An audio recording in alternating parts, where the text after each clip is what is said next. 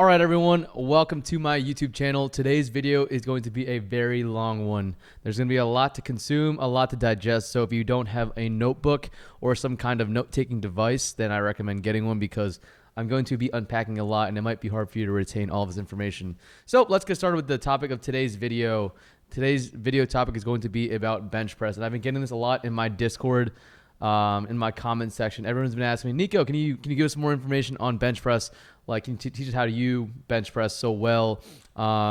Any pointers, any tips, any pieces of advice? So today's video is gonna be all about the bench press, what I'm thinking about, every single thing that I'm thinking about, as much as I can in depth on every single topic. So hopefully by the end of this video, gonna give you a lot of help for whatever you're doing right now. So if you are new to the channel and you don't know who I am, I think I'm pretty qualified to be giving this information. I've been powerlifting myself for almost a decade. And I've been coaching for almost half of a decade, coaching powerlifters, coaching people that don't even compete, different types of people, different type of goals that I've helped people achieve. So I think I'm very qualified for this position to be giving people advice on how to bench press. As far as my own numbers, my max bench was 419 pounds in training. I benched 391 pounds in a meet in competition standards, and hopefully bench more than that soon in my upcoming meet. If you are new to the channel, I'm in the middle of a meet prep series, a YouTube series. Right now, I have 23 or 24 episodes released for this YouTube channel. Leading up to my meet, I'm 7 weeks out. So if you're not already subscribed, make sure to stay subscribed so you can see where I'm going forward with that meet prep. Anyways, back to the topic at hand, the bench press. So I can't even start this video if I don't go over what the bench press is and why people do it. So first off, the bench press is a compound movement, and people perform compound movements in order to gain muscle or push as much weight as you can. In my situation, I'm a power lifter. So power lifters, their main objective is to press as much weight as they can, use as many muscle groups as they can to move the most amount of weight. Most people that don't compete, don't power lift, they're just going to want to build muscle mass, and doing a compound movement like the bench press is going to help the most with that. I'm kind of like the first example here where I think that benching a lot frequently and having progressive overload, I'll get more into that later, but having all these factors, it'll help put on muscle mass onto your body. So the next thing I wanted to talk about was the powerlifting type of bench press versus the normal type of bench press. So if you've ever seen a bench press performing in competition on like the national or international level, you're going to see a lot of powerlifters perform with a arch on their back. Their back isn't completely flat on the bench, and this reasoning is because the main goal of powerlifting, like I said before, is to move as much weight as possible. And to be completely honest with you, you cannot be doing that if your back is completely flat on the bench, if you have a really long range of motion. And this is where it kind of like splits up the types of bench presses, because this is a really important thing to go over before I go into anything that I think about when I'm doing this. Obviously, if you're going to continue watching this video, you're taking this from a point of view of a power lifter. Take that with a grain of salt if you don't powerlift, if you don't compete, because I'll be honest with you, I mean, I still want to put on muscle mass. Just like my main goal is to put the biggest bench press I possibly can. Yeah, so cutting the range of motion, it's not going to make it as difficult as it would be when you have 3 times the range of motion, 4 times the range of motion. So when people cut it like that, it makes their life a lot easier whenever they're benching. It puts you in a safer position. So honestly, most of the bench presses that I see or that I coach, or even myself, like I don't have an insane arch, but I'm in the safest position I could possibly be in to bench so I don't get injured. And for someone that benches like my frequency, you really don't want to get injured. And then I have to talk about the other side of the spectrum, the normal bench pressing, like normal as in quotations, because it's pretty abnormal to see an arch on a bench press. So the normal bench press is more so like a flat on the back, just get into the proper like shoulder positioning and not really worrying about like cutting the range of motion. Most people that do perform the bench press, they want to get that full range of motion. So with that being said, so basically I wanted to create this guide to explain what the most optimal positioning it is to be in on bench press, be able to move as much weight as possible, be in the safest position as possible. Ooh, I got really close to my microphone there. Wow. So the main purpose of this guide is to teach people how to perform the bench press as optimal as you can. Hence the name of the video, the Optimal Performance Guide.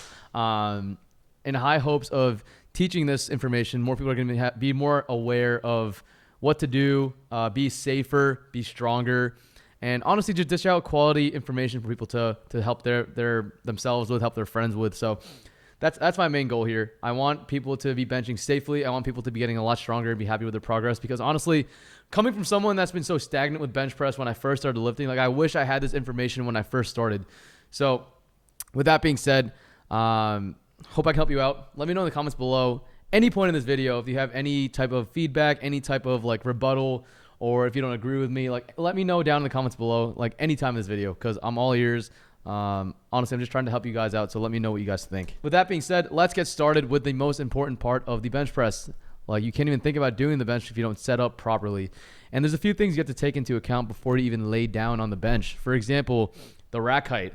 The rack height is one of the most important parts of the bench press, because I'm very, very thankful that I lift on a combo rack, but for some people, they might have too high of a rack height or too low of a rack height. But that being said, you don't want to waste any energy. You want to find the perfect middle ground for the rack height. If you are blessed enough to be lifting on a combo rack, one that you can adjust the height on, then you want to find that sweet spot where you're not wasting any energy. The next thing you want to consider is using a handoff. If you have a training partner, if you're lucky enough to be training with someone else, deciding if you want them to hand the bar off to you, that's going to be a big factor you want to think about, because if you have someone that you have good chemistry with and they just know how to give really good handoffs, then you got to take advantage of that. But if you're training with no one, like by yourself, like that's how I did when I had a home gym. If you're training alone all the time and you're like not blessed enough to be able to train with a handoff, then honestly, it's not the end of the world, but you could be saving a little bit more energy if you did have a handoff. Yeah, like these are only two things you got to think about, but like these two things could already make a huge difference if you fail or like don't fail the set.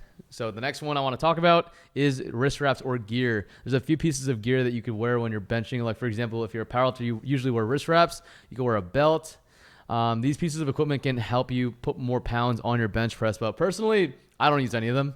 I think, especially with like the lighter weights, lighter loads, you don't really need them unless you have some sort of injury in your wrist. You don't have the tolerability to, or you cannot tolerate like amounts of load on your wrist because it's painful. Then that would be okay to use wrist wraps. But like there are different people that don't need them. For example, I think that I have pretty strong wrists. Like they're pretty dense, pretty thick. But I think for someone like myself, I don't need to use them, and I'm happy with the way that my bench feels without them. Whenever I try to use wrist wraps, it feels uncomfortable, it feels awkward. I can't find that right positioning or that shelf in my palm. But yeah, that's one thing that I always think about, and I always ask people before they start benching, like before I start working with them as a coach, like, do you use wrist wraps on bench? Like, what do you think you get out of it? Do you think it helps you at all? There's a lot of things to think about like that. But another piece of equipment that you can wear is a belt. Most people don't bench with a belt because they feel like it restricts their ability to make an arch. It restricts their ability to brace properly on bench. Because I'll be completely honest, like benching with an arch is like really uncomfortable. And if you're benching with that belt, it's going to make it like 10 times more uncomfortable. You don't want to bench with anything that has like no outer sole, like anything that has no grip on the bottom, because like you want to be able to grab the floor as much as you can. So anything with like treads, anything with like a lot of like grooves in it so it helps grab onto the floor, that's probably the best thing you want to use when you bench. But yeah, that's probably everything you can wear. Probably the last thing that it's not too important, but personally I like benching with 100% cotton shirts. I think benching with 100% cotton shirts is like kind of like a low-key like game changer. If you use chalk on your upper traps and your neck, I think it helps you secure your positioning on the bench. And honestly, it might be a little bit neurotic when I talk about this, but I think like wearing like a polyester shirt, wearing something that's like not full cotton, like it's easier to slide on it. And for someone that like every variable counts, for someone that benches with an extreme arch, like I just wear cotton shirts and you bench. Trust me, bro. Source, trust me, bro. All right, but yeah, that's basically like everything you could think about before you even get underneath the bar. Wherever you're benching. Oh, my girlfriend's calling me. I'm filming right now. I'll call you after. Bye. Well, that's a lot to think about, a lot to unpack already, and we didn't even get underneath the bar yet. Like, you can already tell that this video duration is going to be pretty beefy. I just have so much to think about and talk about whenever I explain the bench press. Like, I actually really enjoy going over this a lot because this is my favorite lift to talk about. I have like so much that I think about, so much that I do. It's like kind of automatic for me now. For those of you that don't know, I legitimately bench 6 times a week. I bench almost every single day of the week during the months, and I enjoy it a lot because I feel strong, I feel healthy, and everything that I do, like, it has purpose. Like, I wouldn't just have like BS days where I don't do anything like important to make myself stronger. So each day is part of my program, my protocol, and it helps a lot with my progress. All right, so Before I continue this tutorial, I'm going to get into the sponsor of this video. I have two sponsorships right now that I am very thankful to be working with. The first one is my supplement company, Legion. I've been working with them for, I think, like 5-6 months now. And this is going to be my favorite product that I'm going to be promoting. This is their creatine formula. I think it has 2 other products in it. It has, let's see, it's just creatine, a bit of carbs, and there's L-carnitine inside it. It tastes like juice. It's my favorite product on their shop, on their entire website, besides their pre-workout. So if you are not taking any creatine and you are a competitive powerlifter, or you want to be at least, then you are missing out on gains. So like I said, be sure to be taking all of your creatine. All of your protons are being hit. And yes, that is my supplement sponsor of the day. Shout out Legion. Love you guys. Let's get started with the second part of the video. This one is going to be about, wow, that was ASMR. So the second part of this video is going to be about the second part of the setup. So obviously we didn't talk about what happens when you get underneath the bar. There are a few things you have to take into account. I kind of have like a really big checklist that I go through before I even unrack the bar. So let's start with that. So this big checklist that I have, it starts with the whole digging your traps into the bench that I talked about before. There are 2 ways to go about that. There are 2 ways that most people do that are powerlifters. They start with. The first one is putting your feet up on the bench and then kind of like really shimmying your way to dig that neck and that upper trap into the bench. Personally, I'm not the biggest fan of that way of setting up. I think it's not the most optimal way. And obviously this guide is called the Optimal Performance Guide for a reason. I'm going to talk about the way that I set up on the bench and why I think it is better than that feet up method that I showed you or told you about before. What I do is I set my feet up in a position that allows me to do this. Since the goal of this is to dig your traps into the bench, basically whenever you're doing this, I use my feet to push my upper traps and my neck into the bench as hard as you can. I'm talking about this a lot because this is a really important thing to do. If you're not digging your traps into the bench and you're not digging the back of your neck into the bench, then you're missing out on a lot of potential to maximize that arch. And if you're trying to bench as much as you can, you got to have that arch, baby. I can talk more about why I dig that in once I get more into the shoulder blade positioning stuff. But yeah, this is what I do for sliding into the bench. You see me whenever I set up on bench, I kind of set my head a little bit lower on the bench and I slide my neck and my head across the bench to dig myself into that bench instead of shimmying with my feet on top of the bench. Like I said, I just think this is a much more efficient way of setting up, and a lot of successful bench pressers do this to set up, and I kind of found my own way of doing this, and I think this is the most effective way possible. The next one I want to talk about, like I said before, is the shoulder blade positioning. This is arguably one of the most important parts of the bench press. If you're not well aware of what you're doing with this, then you're going to be 1, risking injury, and 2, not performing the way that you want to. So let's talk about the cervical spine first and work our way down. Basically, I mentioned before that you want to dig your upper traps and your neck into the bench. And doing so, if you do it correctly, you're going to be elongating or allowing it in a position to maximize the arch for the rest of your spine. Basically, it's a really simple key for this. Whenever I set up on my bench, whenever I'm digging my traps into the bench, I give myself like 1,000 double chins.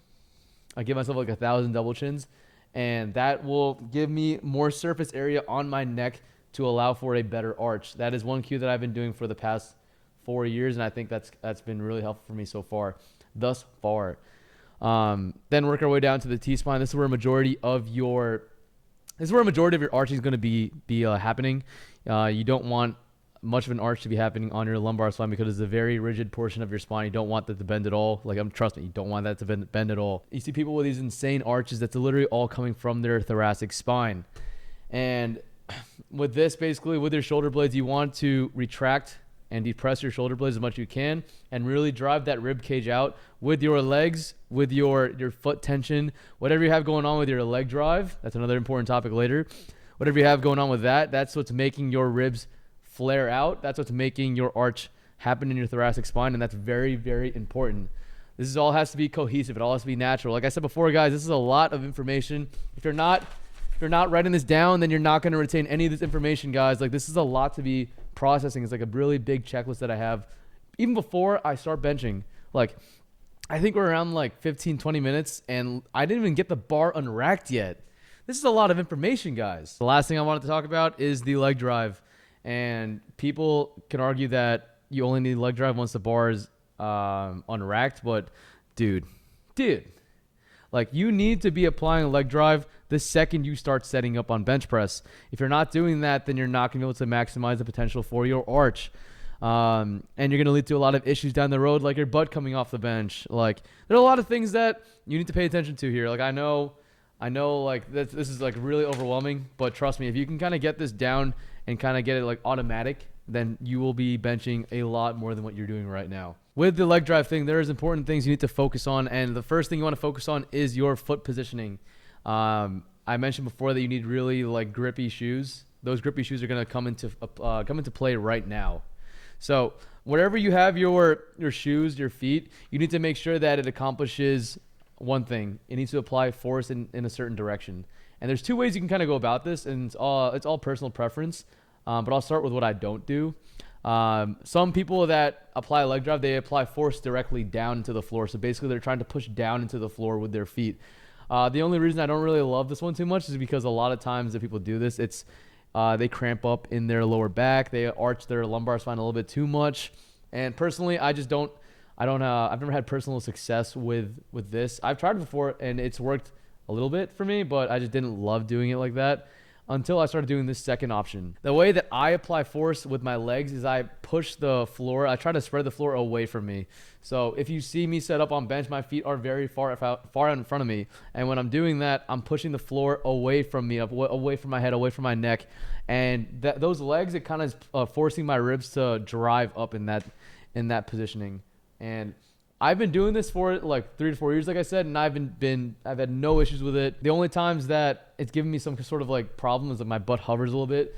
But when I talk about leg drive later, like you're gonna understand like what to do, what to make sure that you're doing in order to have sufficient leg drive. But yeah, that's what I do when I'm setting up before I even start unracking the bench press. And like I said, this is like a giant checklist that I wrote down. Like if you have this checklist like automatic in your skull because you've been doing it for so long, like you're only gonna get better at it. The more that you do it, the better you get.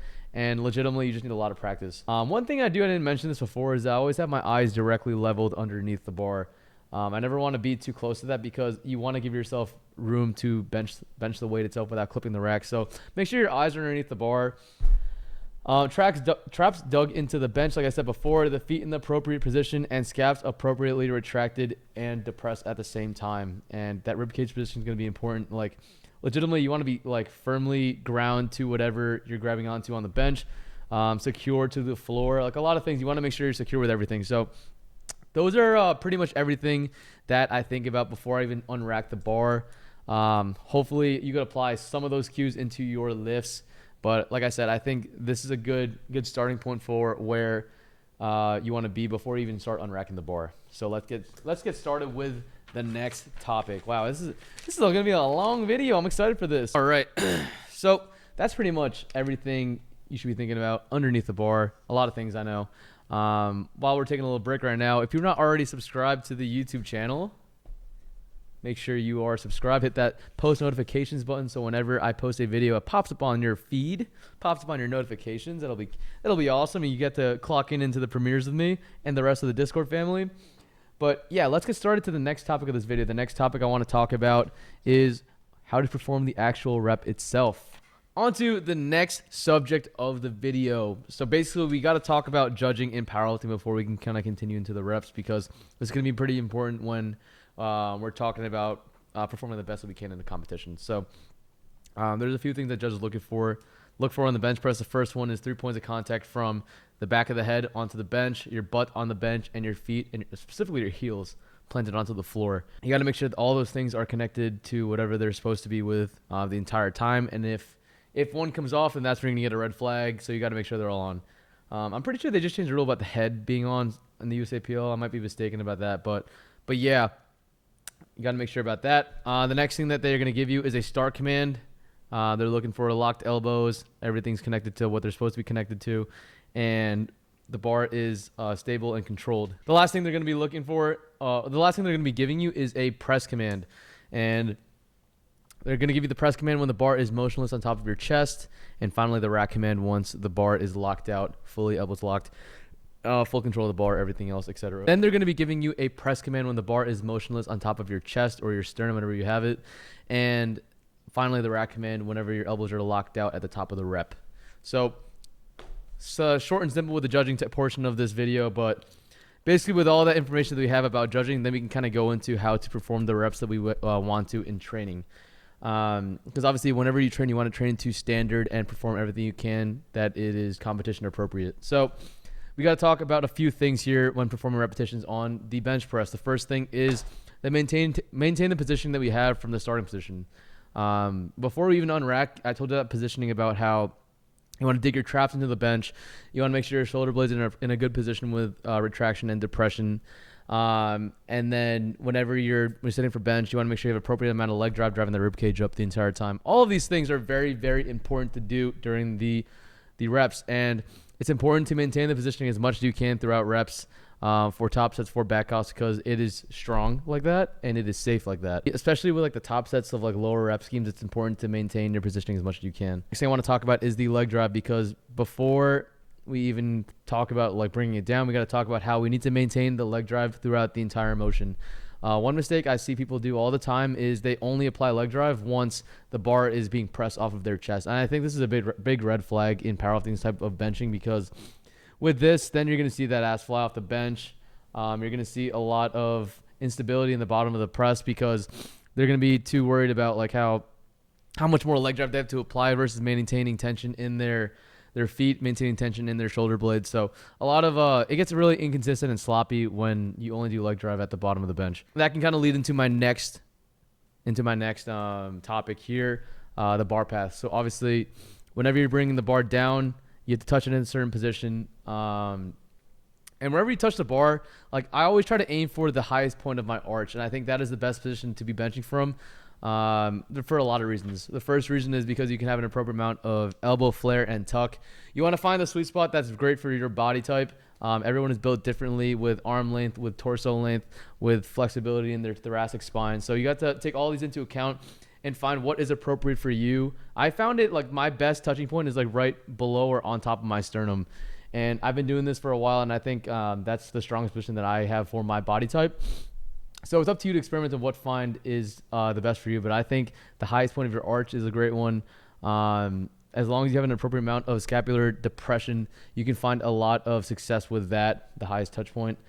So the next few things like all have a lot to do with performing the rep. It's the bar path, the touch point, and the elbow flare or tuck. And all these things kind of go with one another in a certain way that if you do them all correctly, your bench press is going to feel very, very strong. Let's start with the bar path, because obviously if your bar path is very inconsistent, your rep can be shit from the get-go. It doesn't even matter how well you maintain your position. If your bar path is disgusting, then you're probably not going to bench the way you want to. I think touching in the highest point of your bench press is probably the best place to have that touching point, because you can have an appropriate amount of joint stacking, an appropriate amount of elbow flare versus tucking. So the next thing I want to talk about is the touching on top of your chest or your sternum. Like I said before, the highest point of your arch is probably the best place you want to touch. But there are people that compete with a soft touch, and there's people that compete with a hard sink. This is up to whoever's bench pressing, because they are very, very different things. And personally, I just have never had success with the hard sink. I know a lot of people do, but like I said before about the judging, the people that judge you, they look for that bar to be motionless. So if that bar is continuously sinking inside of your body on top of you, then you're going to be getting a longer press command. And then if you compete with a soft touch, you might get a faster start command or a faster press command, because that bar is going to be motionless a lot faster than it would with a hard sink. Personally, I just don't think hard sink is the play, especially for a lot of people that are learning how to bench press, because you lose a lot of that stability in your shoulder blades and your scapula. Because of that sink, it literally collapses your arch. Like people that arch very aggressively, you're not going to see them with a very hard sink, because it just does not make sense for you to be doing that. Versus people that have like a very extreme arch, a very good arch, they're going to be using a lot of soft touches, because one, they want that faster press command, and two, it's not going to disrupt their technique or their stability of their shoulder blades. So yeah, those touches that's basically my mindset with touches. I know people are going to be arguing about that in my comment section, but that's just my 2 cents about that topic. Let me know what you think about that, because I know that's a bit controversial when it comes to powerlifting. I know a lot of people that they'll literally die on a hill about their hard sinks because they think it's the best way to be benching, but that's just what I think about this, and I have a lot of success myself, and with the athletes that I coach about that. But finally, the last thing about bar path is driving it back towards the rack whenever you're completing the rep. You never want to keep it completely vertical. You never want to lose it away from you. So like if you watch the rep from the side, it's never going to be pushing away from you towards your legs, because that means you completely lost the rep. Like your shoulders are going to be overworking a little more than they are. Since it's a compound movement, you want your bigger muscle groups to be working a lot more, and your chest can be working a lot harder if you drive it back towards the rack. Just trying to speed things up a little bit because I know this video is getting kind of meaty, and I didn't even get into the programming protocol.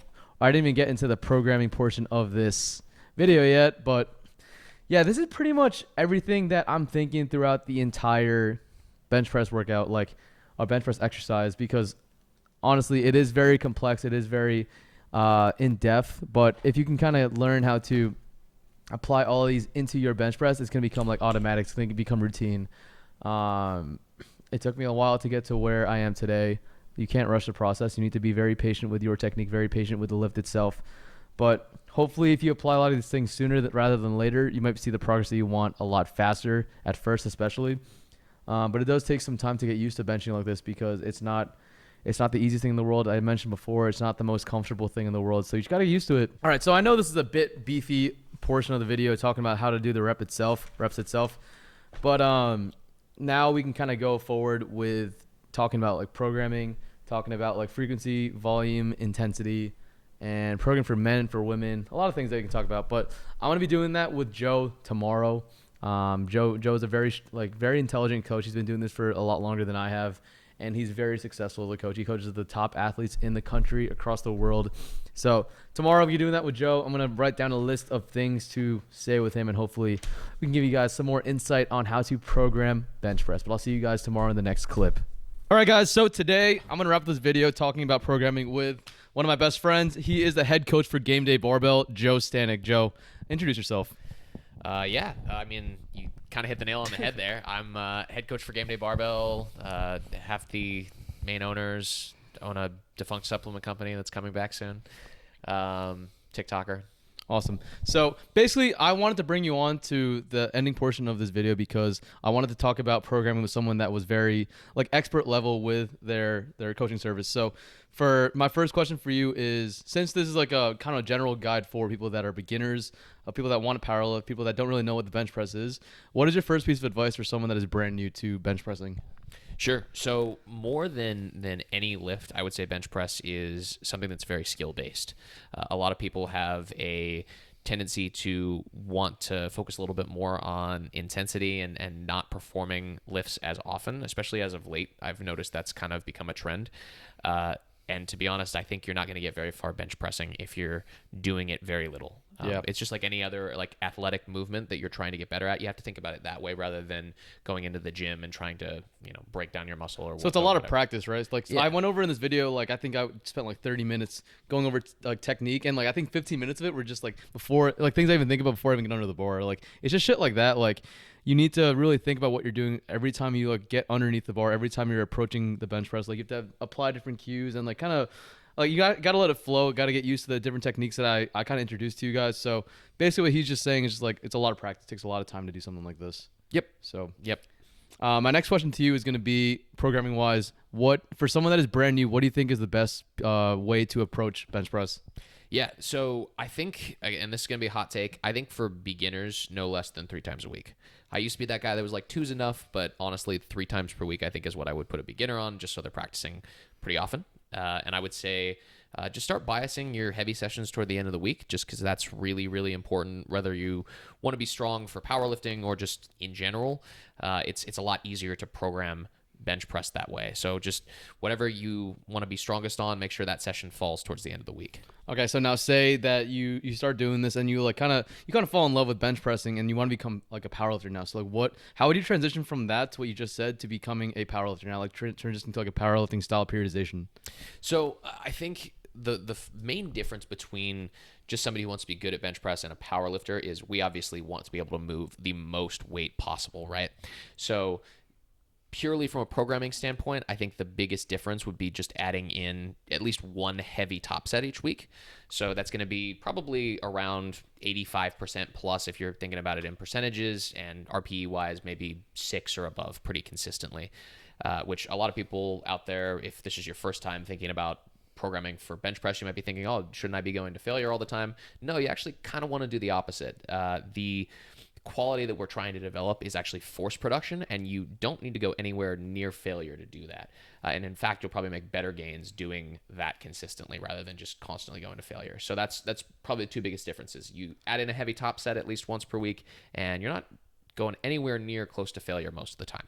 Is this like the related to like undulating periodization? Like so basically like you start off like, say for example the variable chains, like you have very high intensity near the end of the week, and like in the beginning of the week you have like higher volume, lower intensity, stuff like that, and like it's kind of sporadic throughout the entire week to kind of find what's appropriate for the person that you're training. Like, is that something that you apply to a lot of your lifters now? Yeah. So I mean, to be fair, my bench press programming has kind of changed quite a bit recently, actually under the influence of your coach. The way that I think about it now is kind of like I'm taking somebody through a mini peak each week. So for those of you that are unfamiliar with how a peak works in programming, you typically go from a place of having very high stress to a place of having very low stress. And then of course you're in a state where you can lift more weight. Well, with the bench press in particular, when you have very high frequencies, it's kind of hard to make that happen consistently. So rather than making it happen on like a monthly basis like you would on any typical program, it's actually more like on a weekly basis. So yeah, very high stress at the beginning of the week, trying to almost beat the lifter up in a way. Yeah. Give him a little bit of rest sort of in like the middle towards the end, and then that intensity peaks towards the end of the week. Isn't it crazy how like the more you develop as like a powerlifter and the more you bench, like the way that you train like changes all the time. Like legitimately there's like now we're like counting the recovery between bench sessions by like hours. I know. Like it's like insane. Like I've seen people legitimately the day of the meet like bench press before they even like weigh in, and then compete and max out feeling stronger than ever. Like the way that people are approaching bench press and even like powerlifting in general, like the way periodization is like changing, like it makes no sense. Like how even back then, like people would take a whole week off before maxing out. I'm like, how is this a thing now where people are literally like benching hours before they max out? Like that makes no sense to me. Yeah. But like honestly, the way that we're approaching training now, like I wish I knew a lot of this stuff when I first started powerlifting. Like I didn't know any of the cues that I mentioned in this video. I didn't even know like what periodization to like. I was doing 5x5 for like legitimately like 6 months straight in a row, like 3 times a week, like, and I didn't know what the fuck I was doing. And now that like the information is like growing from year to year, like it's impressive how much like stronger the generations are getting. Like there are freaking 16-year-olds benching like 400 pounds. I'm like, what the fuck is this? It's crazy. Yeah. I mean, I still can't quite do that. But Crazy. yeah, I think the other crazy thing you mentioned, like people benching like hours before they even compete, which is kind of nutty. But yeah, like the bench press, when you're doing it at super high frequencies, it's so sensitive to overall like exposure to the actual pattern itself. And I will say, like, if you have a crazy strong bench press naturally, like if you're somebody who benches like 450 plus, I don't know that that's going to be 100% sustainable if you're doing like super duper high frequencies. It's going to depend on your technique and stuff like that. And also your sex comes into it too. I know off camera we were kind of talking like men and women, like small girls in particular, you can really hammer them with intensity and they're still going to recover really well. In fact, there was a crazy study that they did where they had collegiate female athletes max their bench press and had them come in and do it again the night of. Oh my and God. most of them not only equaled their max, they actually did. Yeah, they did more. Holy. Now, mind you, that's collegiate female athletes that probably aren't bench pressing that frequently, but still, the fact that they can do that is kind of crazy. Yeah, so basically going back to that whole men versus women thing, like I know I do have a majority of my viewers are men, but I know some women have a bunch of questions asking about like a lot of different things. How would you differentiate training besides like that whole frequency thing with women? How else would you differentiate a men's program versus a female's program? So females just naturally, because of the difference in the structure of their muscle fibers, are going to recover a lot faster, like I just sort of demonstrated with that study. But that has to inform their training a lot. So in general, in order to make their bench press progress, also just kind of as a function of the fact that they typically bench less than their male counterparts, you're going to have a much higher level of intensity across the program compared to a male. And beyond that, when you're below about 85 to 90%, depending on the female's 1 rep max, they're going to be able to do it for a lot more repetitions. So, especially if you're programming like strict percentages, probably going to be able to do like really crazy high numbers. I've seen girls do, 80% for like 20. Damn, what the? I wish I could do my 80% for 20. Yeah. Meanwhile, like a typical male can maybe do that for 7 for like a Yeah. maximal set. God, that's insane. Yeah. I've also seen one thing with women too, more warm-up sets. Like, especially if you're doing like a max out, I've seen like a lot of women respond really good to warming up, like taking, say for example, their first and second warm up like 2 or 3 times, Yeah. and then making sure that they're like, because like I said, their muscle fibers are a lot different, so they respond really well to stuff like that. So if you're a female, definitely try that out at your next bench press session and see how you respond to that. That might actually help you out a little bit more. But before this interview kind of ends right now, is there anything else you want to add about bench for anyone that is new to benching or powerlifting in general? Yeah, so there's 2 things that I would tell you. One, don't be afraid to add an extra day of frequency. As long as you can sustain it, you're probably going to see pretty exponential gains. There's research behind that, and I mean, you can see real life examples like him all over the place. If you look at some of the best bench pressers in the world, and I'm talking like the drug-free benchers, not to throw any shade at anybody who's in the untested side. They're obviously great benchers as well, but most of the people watching this video are probably going to be drug-free benchers. They all bench press with very high frequencies. Don't be afraid to do it. It might seem like you're not going to be able to recover. You probably will. And then 2, remember that muscle does move mass, and especially if you're somebody who has a very high bench press arch, you're probably going to need some good supplemental work in there just to make sure that you're actually gaining adequate muscle mass to kind of back up your strength. So don't be afraid to add in things like weighted dips and dumbbell bench press. Just hit all of the major prime movers of the bench press, and with those ones, definitely push those kind of hard. Like especially when you're far out from a meet, treat yourself like a bodybuilder with those. Awesome. Well, appreciate it, Joe. Where can everyone find you? Yeah, you can check me out on YouTube at, I think it's just at Joe Stanek on there. Dude, we got so lucky. I got my name too. I got at Nico Flores on YouTube. That's crazy. Look at that. I made it like I think like a decade ago too, so I'm thankful I did that. Yeah, so I have some cool informative content on my channel as well as a weekly vlog. So check me out. I'm actually prepping for a meet to do along with this guy. Oh, dude, I'm so excited. They don't even know yet. They don't even know yet. Well, So hard launch. Yeah, hard launch. We'll do a literal meet prep series for that. Also, it's gonna be a 4-week series for me. I'm gonna start it after this one, but more details about that going forward. Yeah. But yeah, sounds good. Anyways, Joe, appreciate having on. Thank you, And sir. be sure to follow Joe. Subscribe to Joe on YouTube because he's gonna commit to creating content on this platform. If Quinn doesn't delete all of my content off my camera. All right, guys. So now it seems like an appropriate time to wrap up this YouTube video. And if you've made it this far, then fuck, that's 40 minutes of your time that you're never gonna get back. No, hopefully you took something out of this guide that I gave you. I spent a lot of time like planning what I wanted to say, and hopefully there's a lot of information that you can use going forward for your own bench press needs. But yeah, if you're still watching this YouTube video, let me know down in the comments below, what is the alpha type of milk that you would drink? Is it going to be regular milk, chocolate, or strawberry milk? Let me know down below. What do you like? Dude, strawberries so You're good. fucking disgusting. You're disgusting. Ugh. I like my chalky milk. Anyways, let me know down in the comments below. If you're not already subscribed to the YouTube channel, drop a subscribe, put the post notifications on, so you see me on the YouTube recommended page every single time that I post, or else you'll miss my videos. Leave a like for the algorithm, leave a comment, and I'll see you guys in the next YouTube video. Peace out.